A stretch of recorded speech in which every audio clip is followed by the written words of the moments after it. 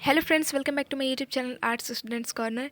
उम्मीद आप सब बहुत अच्छे होंगे, बहुत अच्छी तरीके से पढ़ाई करेंगे, मेरी वीडियोस फॉलो करेंगे, मेरे चैनल को फॉलो कर रहे होंगे। तो चलिए इस वीडियो में हम लोग पढ़ेंगे नॉन कन्वेंशनल एनर्जी सोर्सेज, जिसका कि मतलब होता है अपरंपरागत ऊर्जा स्रोत। इस वीडियो में हम लोग इसी को पढ़ेंगे और चैप्टर को ख़त्म कर देंगे इस वीडियो में हम लोग।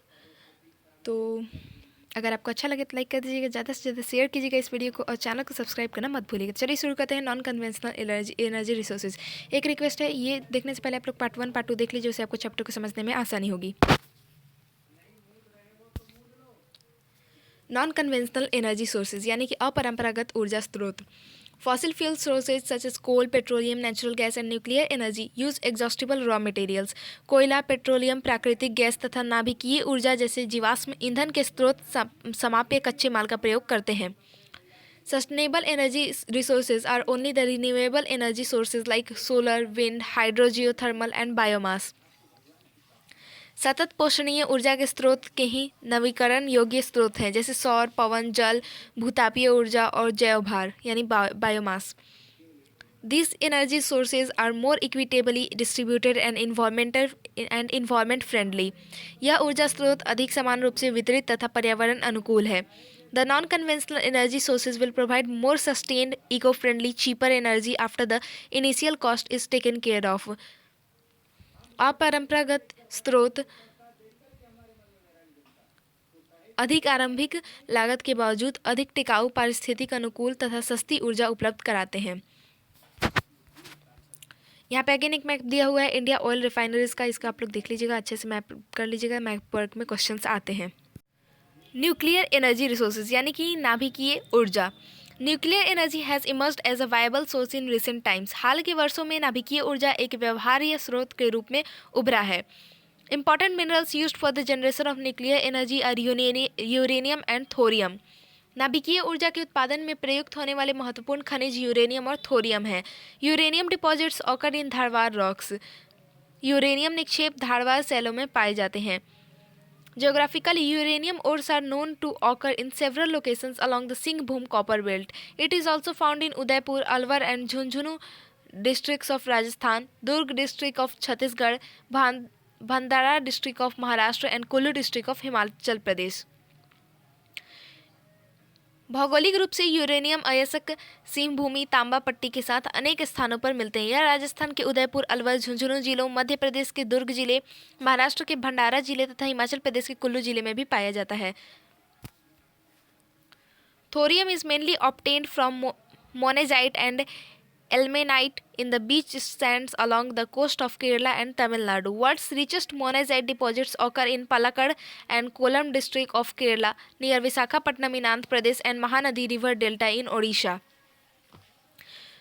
थोरियम मुख्यतः केरल के तटीय क्षेत्र की पुलीन बीच की बालू में मोनाजाइट और इल्मेनाइट से प्राप्त किया जाता है। विश्व के सबसे समृद्ध मोनाजाइट निक्षेप केरल के पलाक्कड़ तथा कोल्लाम जिलों, आंध्र प्रदेश के विशाखापट्टनम तथा उड़ीसा में महानदी के नदी डेल्टा में पाए जाते हैं। Atomic Energy Commission was established in 1948. Progress could be made only after the establishment of the Atomic Energy Institute at Trombay in 1954, which was renamed as the Bhabha Atomic Research Center in 1967. परमाणु ऊर्जा आयोग की स्थापना 1948 में की गई थी और इस दिशा में प्रगति 1954 में ट्राम्बे परमाणु ऊर्जा संस्थान की स्थापना के बाद हुई, जिसे बाद में 1967 में भाभा परमाणु अनुसंधान केंद्र के रूप में पुनः नामित किया गया। The important nuclear power projects are Tarapur Maharashtra, Rawatbhata near Kota Rajasthan, Kalpakkam Tamil Nadu, Narora Uttar Pradesh, Kaiga Karnataka and Kakrapar Gujarat. महत्वपूर्ण नाभिकीय ऊर्जा परियोजनाएं तारापुर महाराष्ट्र, कोटा के पास रावतभाटा राजस्थान, कलपक्कम तमिलनाडु, नरोरा उत्तर प्रदेश, कैगा कर्नाटक तथा काकड़ापाड़ा गुजरात है। सोलर एनर्जी यानी कि सौर ऊर्जा। Sun rays tapped in photovoltaic cells can be converted into energy known as solar energy. Photovoltaic सेलों में विपासित सूर्य की किरणों को ऊर्जा में परिवर्तित किया जा सकता है, जिसे सौर ऊर्जा के नाम से जाना जाता है। The two effective processes considered to be very effective to tap solar energy are photovoltaics and solar thermal technology.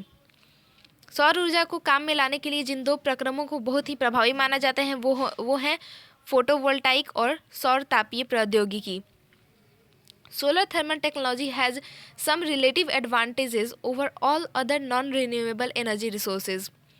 अन्य सभी अनवीकरणीय ऊर्जा स्रोतों की अपेक्षा सौर तापीय प्रौद्योगिकी अधिक लाभप्रद है। It is cost competitive, environment friendly and easy to construct. Solar energy is 7% more effective than coal or oil based plants and 10% more effective than nuclear plants. यह लागत प्रतिस्पर्धी, पर्यावरण अनुकूल तथा निर्माण में आसान है और सौर ऊर्जा कोयला और अथवा तेल आधारित संयंत्रों की अपेक्षा 7% अधिक और नाभिकीय ऊर्जा से 10% अधिक प्रभावी है। It is generally used more in appliances like heaters, crop dryers, cookers, etc. यह सामान्यतः हीटरों, फसल शुष्कों, कुकर्स आदि जैसे उपकरणों में प्रयोग में लाए जाते हैं।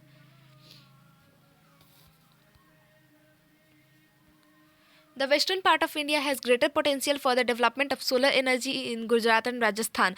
भारत के पश्चिमी भागों गुजरात व राजस्थान में सौर ऊर्जा के विकास की अधिक संभावनाएं हैं। विंड एनर्जी यानी कि पवन ऊर्जा। Wind energy is absolutely pollution free inexhaustible source of energy. पवन ऊर्जा पूर्ण रूपेण प्रदूषण मुक्त और ऊर्जा का असमाप्य स्रोत है। The mechanism of energy conversion from blowing wind is simple. बहुत स्लिप ऑफ टंग हो रहा है, उसके लिए सॉरी। प्रवाहित पवन से ऊर्जा को परिवर्तित करने की अभियांत्रिकी बिल्कुल सरल है। The kinetic energy of wind through turbines is converted into electrical energy. पवन की गतिज ऊर्जा को टरबाइन के माध्यम से विद्युत ऊर्जा में बदला जाता है। The permanent wind system such the trade winds, westerlies and seasonal wind like monsoon have been used as the source of energy. Besides this, local winds, land and sea breezes can also be used to produce electricity.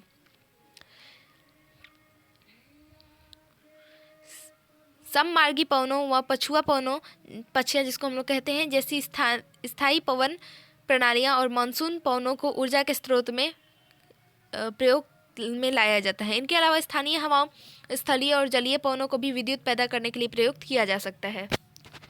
India already has started generating wind energy. In Rajasthan, Gujarat, Maharashtra and Karnataka, favorable conditions for wind energy exist. Bharat ने पहले से ही पवन ऊर्जा का उत्पादन आरंभ कर दिया। पवन ऊर्जा के लिए राजस्थान, गुजरात, महाराष्ट्र तथा कर्नाटक में अनुकूल परिस्थितियाँ विद्यमान हैं। अब है टाइडल एंड वेव एनर्जी यानी कि ज्वारीय और तथा तरंग ऊर्जा। Ocean currents are the store house of infinite energy. महासागरीय धाराएं ऊर्जा का अपरिमित भंडार गृह हैं। Since the beginning of 17th and 18th century, persistent efforts were made to create a more efficient energy system from the seas-less tidal waves and ocean currents. 17वीं शताब्दी एवं 18वीं शताब्दी के प्रारंभ से ही अविरल ज्वारीय तरंगों और महासागरीय धाराओं से अधिक ऊर्जा तंत्र बनाने के निरंतर प्रयास जारी है। Large tidal waves are known to occur along the west coast of India. भारत के पश्चिमी तट पर बृहद ज्वारीय तरंगें उत्पन्न होती हैं। Hence India has great potential for the development of tidal energy along the coast, but so far these have not yet been utilised. यद्यपि भारत के पास तटों के साथ ज्वारीय ऊर्जा विकसित करने की व्यापक संभावना है, परंतु अभी तक इनका उपयोग नहीं किया गया है। जियोथर्मल एनर्जी यानी कि भूतापीय ऊर्जा। When the magma from the interior of the earth comes out on the surface, tremendous heat is released. जब पृथ्वी के गर्भ से मैग्मा निकलता है तो अत्यधिक ऊष्मा निर्मुक्त होती है। This heat energy can successfully be tapped and converted to electrical energy. इस ताप ऊर्जा को सफलतापूर्वक काम में लाया जा सकता है और इसे विद्युत ऊर्जा में परिवर्तित किया जा सकता है। Apart from this, the hot water that gushes out through the geyser wells is also used in the generation of thermal energy. इसके अलावा गीजर कूपों से निकलते गर्म पानी से ताप ऊर्जा पैदा की जा सकती है। This energy is now considered to be one of the key energy sources which can be developed as an alternate source. The hot springs and the geysers are being used since medieval period. In India, a geothermal energy plant has been commissioned at Manikaran in Himachal Pradesh. इसे लोकप्रिय रूप में भूतापीय ऊर्जा के नाम से जानते हैं। इस ऊर्जा को अब एक प्रमुख ऊर्जा स्रोत के रूप में माना जा रहा है, जिसे एक वैकल्पिक स्रोत के रूप में विकसित किया जा सकता है। मध्यकाल से ही गर्म स्रोतों झरनों एवं गीजरों का उपयोग होता आ रहा है। भारत में भूतापीय ऊर्जा संयंत्र हिमाचल प्रदेश के मणिकरण में अधिकृत किया जा चुका है। The first successful 1890 attempt to tap the underground heat was made in the city of Boise, Idaho, USA, where a hot water pipe network was built to give heat to the surrounding buildings. This plant is still working. भूमिगत ताप के उपयोग का पहला सफल प्रयास 1890 में बोइजे शहर इडाहो यूएसए में हुआ था, जहां आसपास के भवनों को ताप देने के लिए गर्म जल के पाइपों का जाल तंत्र बनाया गया था। यह संयंत्र अभी भी काम कर रहा है। बायो एनर्जी यानी कि जैव ऊर्जा। Bio energy refers to energy derived from biological products which includes agricultural residues, municipal, industrial and other wastes. जैव ऊर्जा उस ऊर्जा को कहा जाता है जिसे जैविक उत्पादों से प्राप्त किया जाता है, जिसमें कृषि अवशेष, नगरपालिका, औद्योगिक तथा अन्य अपशिष्ट शामिल होते हैं। Bioenergy is a potential source of energy conversion. It can be converted into electrical energy, heat energy or gas for cooking. जैव ऊर्जा ऊर्जा परिवर्तन का एक संभावित स्रोत है। इसे विद्युत ऊर्जा, ताप ऊर्जा अथवा खाना पकाने के लिए गैस में परिवर्तित किया जा सकता है। It will also process the waste and garbage and produce energy. यह अपशिष्ट एवं कूड़ा कचरा प्रक्रमित करेगा एवं ऊर्जा भी पैदा करेगा। This will improve economic life of rural areas in developing countries, reduce environmental pollution, enhance self-reliance and reduce pressure on fuel wood. One such project converting municipal waste into energy is Okhla in Delhi. यह विकासशील देशों के ग्रामीण क्षेत्रों के आर्थिक जीवन को भी बेहतर बनाएगा और साथ ही साथ पर्यावरण प्रदूषण घटाएगा, उनकी आत्मनिर्भरता बढ़ाएगा और जलाऊ लकड़ी पर दबाव कम करेगा। नगर पालिका कचरे को ऊर्जा में बदलने वाली ऐसी ही परियोजना नई दिल्ली के ओखला में स्थित है। कंजर्वेशन ऑफ मिनरल रिसोर्सेज, खनिज संसाधनों का संरक्षण, ये हमारे चैप्टर का लास्ट टॉपिक है। The challenge of sustainable development requires integration of quest for economic development with environmental concerns. सतत पोषणीय विकास की चुनौती के लिए आर्थिक विकास की चाह का पर्यावरणीय मुद्दों से समन्वय आवश्यक है। Traditional methods of resource use result into generating enormous quantity of waste as well as create other environmental problems. संसाधन उपयोग के परंपरागत तरीकों के परिणाम स्वरूप बड़ी मात्रा में अपशिष्ट के साथ साथ अन्य पर्यावरणीय समस्याएं भी पैदा होती हैं। Hence, for sustainable development calls for the protection of resources for the future generation. इसीलिए सतत पोषणीय विकास भावी पीढ़ियों के लिए संसाधनों के संरक्षण का आह्वान करता है। There is an urgent need to conserve the resources. संसाधनों का संरक्षण अत्यंत आवश्यक है। The alternative energy sources like solar power, wind, wave, geothermal energy are inexhaustible resources. These should be developed to replace the exhaustible resources. In case of metallic minerals, use of scrap metals will enable the recycling of metals. इसके लिए ऊर्जा के वैकल्पिक स्रोतों जैसे कि सौर ऊर्जा, पवन, तरंग, भूतापीय आदि ऊर्जा के असमाप्य स्रोत हैं। धात्विक खनिजों के मामले में छाजन धातुओं का उपयोग धातुओं का पुनर्चक्रण संभव करेगा।